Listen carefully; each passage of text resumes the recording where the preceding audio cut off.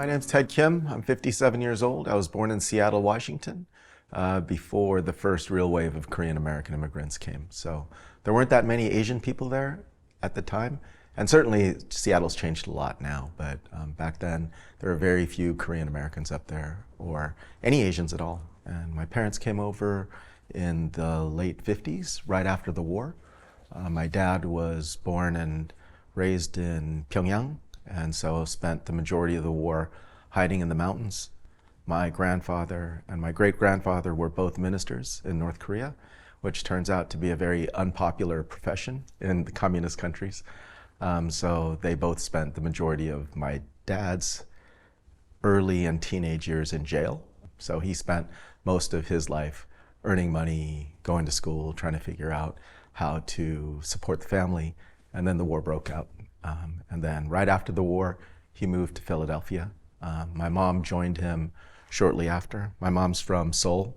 Her war experience was completely different. Her dad was a politician, so she spent most of the war kind of encamped in sort of a government hotel. So their lives are much, much different. She came over to Philadelphia to be with my dad and to go to school out there. Eventually he graduated from seminary in Philadelphia and moved to Seattle, where he started his ministry. My mom got her PhD from University of Washington in English Lit. I have 6 brothers and sisters, so somehow she managed to get her doctorate while birthing a lot of kids and helping my dad support the church as a pastor's wife. My grandfather, because he was sort of a chaplain for the American Army during the Korean War, he was able to gain access to kind of travel back and forth. So he would try as much as he could to take as many civilians down with him.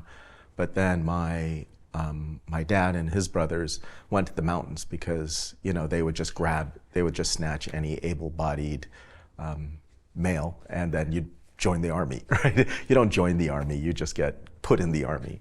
So they didn't want to do that.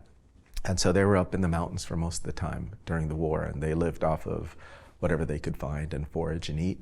And meanwhile, my grandfather was kind of figuring out how to keep everyone alive and sort of shuttle people back and forth. You know, it's sort of remarkable to think about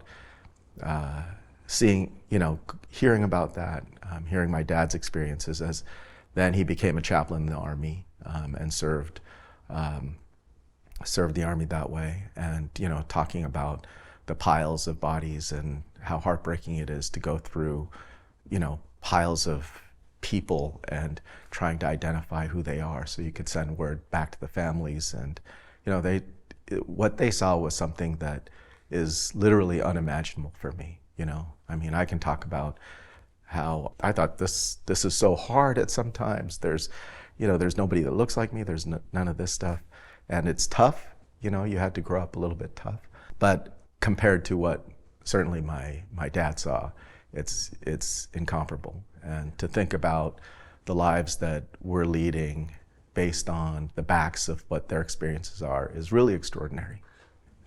I knew that one of the things that made me really sort of upset growing up in America when I was young is that there were no forget Koreans, there were just no Asian people on camera or anything like that. So it was really hard to relate to anything. I mean, there was Bruce Lee, there was that TV show Kung Fu where David Carradine was the lead actor in it. So I mean, there weren't that many role models, or just somebody you could look at and say, okay, that makes sense to me. And certainly not in sports. There was no Shohei Ohtani, there was no Chan-Ho Park, there was none of that. So growing up in America as a second generation person and growing up playing basketball, baseball, football, and all the sports that you play when you grew up in blue collar America, then it was hard because there was just nobody that looked like you. That sort of pushed me down a path in terms of my life and my career and what I wanted to do and what I set out to accomplish. And part of that was making sure that as Asians And we do have a footprint here that matters, that people look at and they recognize and they say, hey, you know what, that's important to us, and that's important to what we do. That's been a big driving force in my life and what I wanted to do. You have to go through self-discovery before you kind of figure out what you do with the rest of your life, right? And I still say, I don't know, I got to figure out what I want to be when I grow up, right? I'm still in that journey. But I studied English in undergrad. I thought I was going to be a writer. And then I went to law school because my dad said, hey, you know what, while you're writing, why don't you do something? So I went to law school, and I never finished my book, but I did become a lawyer, and so I practiced law for a little bit. And during that time, you know, worked with a lot of Asian American filmmakers to kind of do that and figure out voices. And that's when, you know, there was no, I mean, Better Luck Tomorrow hadn't even come out yet. I had just met John Cho. John had just graduated college. So there was all of this talent kind of bubbling underneath and trying to figure out a way to carry over and explode. And that kind of set me down this path where it was like, okay, this is important. You know, this is important. There are talented filmmakers out there. There are talented people out there. We need to build a better platform. We need to understand how we're going to do this. And then at the time, I had met the vice chairman of CJ, Miky Lee. She was amazing. We spent the first dinner together.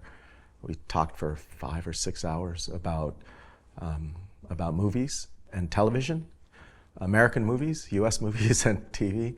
And I was like, wow, who is this person that knows more about American pop culture than I do, right? I don't meet many of the people like that. And so we talked for a little while. We started working on some things together. And then at some point, CJ decided to open an office here in the US. I sort of begged my way on. So it was 3 of us that started the office here for CJ Entertainment way back in the day. K-pop wasn't really even a term back then. And even K-drama wasn't a term. You couldn't even put the words Korean and cinema next to each other and have people understand what that meant. There are great films coming out of Korea, but it was still very limited to Korea. And you know, back then everyone was still using videotapes to catch up on movies and dramas. So it wasn't readily available. You had to be Korean to watch it. There were no subtitles. And I still remember, you know, CJ had invested in DreamWorks. So it was a little bit like the immigrant experience where I was born here. So I was part of it, but adjacent to it. You know, so I was inside, but outside. And so I always felt like that was the case with Korean companies or any foreign companies that come to Hollywood. You're inside, but you're outside. You're there, but you're not really one of us. It was tough to kind of navigate that. And I have to give credit, tons of credit to Chairman Lee and Ms. Lee, who just without their perseverance and their commitment, and actually their belief in the idea that, you know, this content, our content is the greatest content in the world. Our food is the greatest food in the world. Everybody needs to know what this is. Without that level of commitment, then we don't really get to where we are today, I don't think. I was in the film side, film and television side for 10 or 11 years. And then I was the CEO of Mnet. So I ran the music channel and the music business for 3 years. We did the first 3 KCONs there while I was there. So to see it now compared to what it was back then. The first one was in Irvine at what used to be the Irvine Meadows Amphitheater. I was like, nobody is showing up to this thing. Like, who's gonna come to this? Because back then, the Hollywood Bowl, Korea Times did their big Korea concert, right? Where they'd bring in, you know, a variety of acts, and SM Town would do their tour at the Wiltern, or YG Family would do the Wiltern winter concert or whatever. So the labels wouldn't give us the best artists. So they were all rookie artists. And what was really shocking to me is that I drove down there at about 4 in the morning. Doors opened at noon, I think. And at 4 in the morning, when I drove into the parking lot, there were about 200 kids standing in line. And I thought, wow, that's weird. So I walked in, we're setting up, and I forgot something in my car. So I went back out at about 8 in the morning to get something out of my car, there were probably like 800 people standing in line. And by like 10, there were a couple thousand people.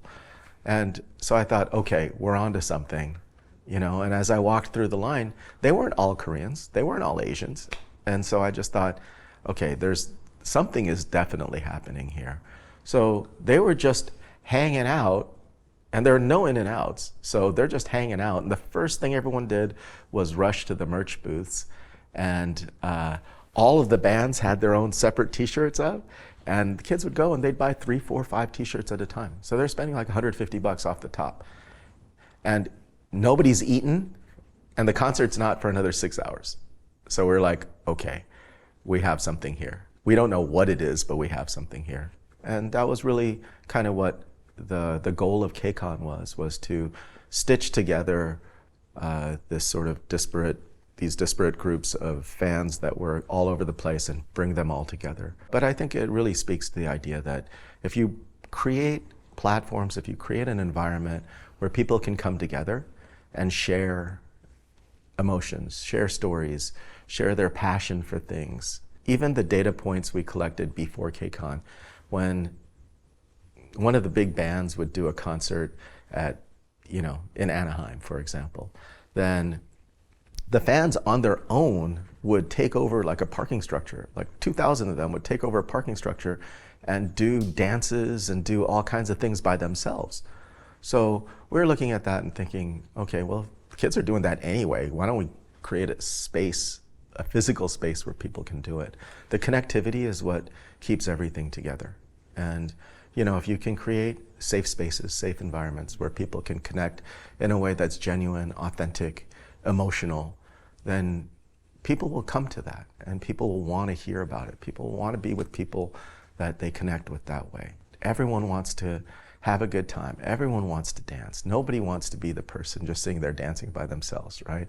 So you want to be with people who are going to celebrate all of that together, celebrate the fandom, celebrate the band, celebrate all the energy that they're giving back to the audience. And you want to, as audience members, you want to feed that back into them. So, it's really nice to kind of see that. And it's nice to know that, we're currently living in a world where that can happen, not just with Koreans, not just with Asians, but to see that, it's really special.